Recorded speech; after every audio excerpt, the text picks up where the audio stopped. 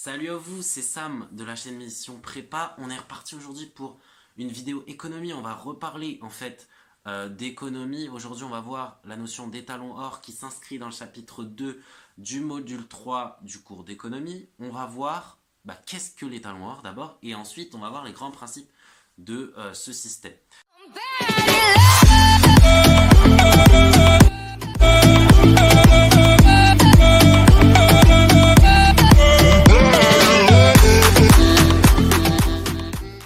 Comme je l'ai dit, l'étalon or, c'est un système monétaire qui régissait les économies durant le 19e siècle, la quasi-totalité du 19e siècle.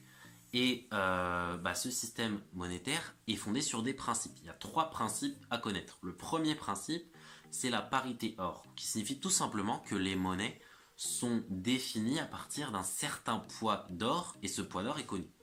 Le deuxième principe, c'est la convertibilité des billets de banque en or, c'est assez facile à comprendre, et également la frappe libre de l'or, c'est-à-dire que on peut demander justement à ce que notre pièce d'or soit réalisée, soit frappée librement. Et on se rappelle qu'on est dans un système où la monnaie est métallique, ça signifie que la valeur d'échange de la monnaie est fondée sur sa valeur intrinsèque, c'est-à-dire sur la quantité ou sur son poids d'or. Le troisième grand principe, c'est le fait que l'or a cours légal dans ce système. Ça signifie tout simplement qu'un marchand ne peut pas me refuser d'acheter un produit avec de l'or, tout simplement. En ce qui concerne effectivement la mise en place de l'étalon or, comment est-ce que ça s'est mis en place? L'étalon or, ça a été initié par les Anglais qui étaient dans un système de domination tout simplement au XVIIIe siècle ou au XIXe siècle, que ce soit d'un point de vue économique ou politique. Donc ce sont les Anglais qui ont initié l'étalon or à travers justement dès 1717 où ils se sont mis au monométallisme or. Par la suite, à partir de 1797, ils ont dû arrêter ce monométallisme à cause des guerres napoléoniennes, et ils sont retournés à l'étalon or en 1816 à travers le Coinage Act. En ce qui concerne la France, la France est aussi précurseur en quelque sorte, parce que dès 1803, Napoléon a mis en place l'étalon or. Pourquoi? Parce que tout simplement, comme vous le savez, il y avait une tradition bimétallique depuis l'époque monarchique. En fait, il y avait le bimétallisme or-argent qui finalement faisait de l'or et l'argent les monnaies nationales.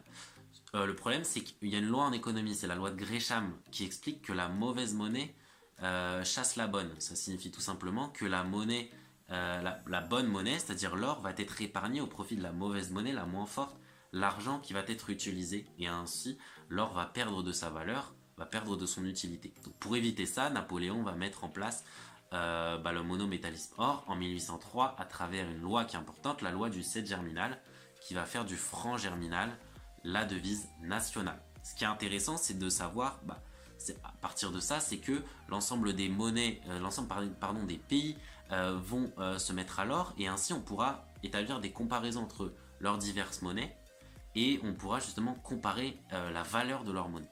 Ce qui est intéressant avec l'étalon or, c'est que il y règne en fait une fixité d'échange entre les pays. Et à partir du moment où il y a une libre circulation de l'or, le mécanisme des points d'or va faire que la variation d'échange ne va pas aller au-delà des points de sortie d'or. Donc l'échange vont s'établir entre les points d'entrée et les points de sortie de l'or, ce qui va permettre une relative stabilité, une relative fixité d'échange, en tout cas d'un point de vue théorique. Attention, tout ça c'est purement théorique. Ce qui est problématique, c'est que justement ça va entraîner des critiques de l'étalon or, cette fixité. Et c'est notamment à cause de cette fixité que David Hume va énoncer sa critique, qui est une critique fondamentale, qui est à connaître. En fait, la critique de David Hume sur l'étalon or, c'est la suivante. Il dit que l'étalon or tend à un rééquilibrage des économies.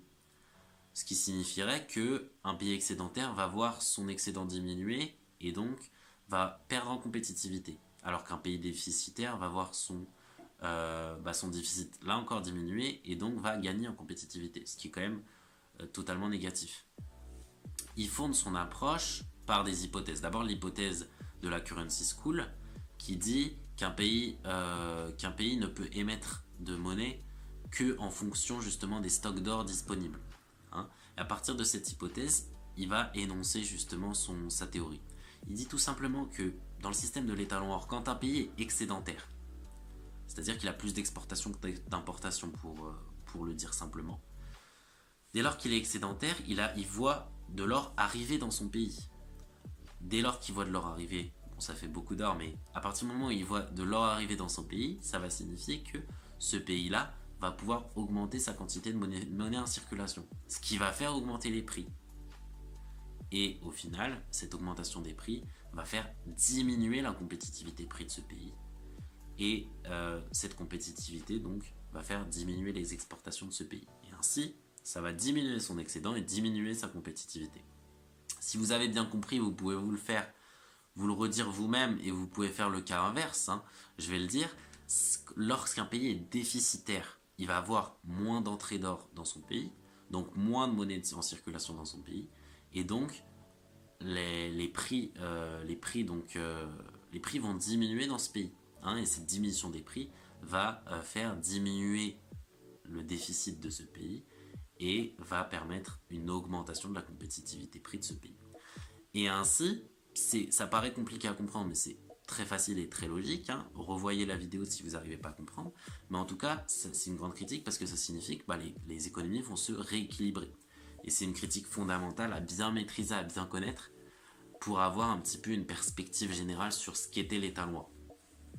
En tout cas, si vous avez aimé cette vidéo, n'hésitez pas à mettre un like, à la partager et à vous abonner. Ça me ferait extrêmement plaisir. Et je vous souhaite en tout cas bon courage et bonne chance pour la suite.